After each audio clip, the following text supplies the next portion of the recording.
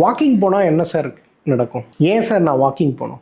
5 பெரிய பலன்கள் கிடைக்குங்க. நம்பர் 1, லேட்டஸ்ட் ரிசர்ச், நீங்கள் டெய்லி 2000 ஸ்டெப்பு நடந்தீங்கன்னா உங்களோட இதயத்தோட ஆயுள் 2 வருஷம் கூடுதுன்னு சொல்கிறாங்க. நம்பர் 2, உங்களோட ஸ்டாமினா இம்ப்ரூவ் ஆகிறத பார்க்கலாம். நம்மலாம் எக்ஸசைஸ்லாம் பண்ணாமல் இருக்கோம், ஹெல்த்தியான ஹேபிட் இருந்தாலும் கூட உங்களோட ஸ்டாமினா இன்க்ரீஸ் ஆகாது. உங்களோட ஸ்டாமினா இல்லைனா என்ன ஆகும்? உங்களால் 2 மாடி கூட நடக்க முடியாது. நம்பர் 3, நம்ம உடம்புல இருக்கக்கூடிய கழிவுகளில் ரொம்ப முக்கியமான கழிவு வேர்வை.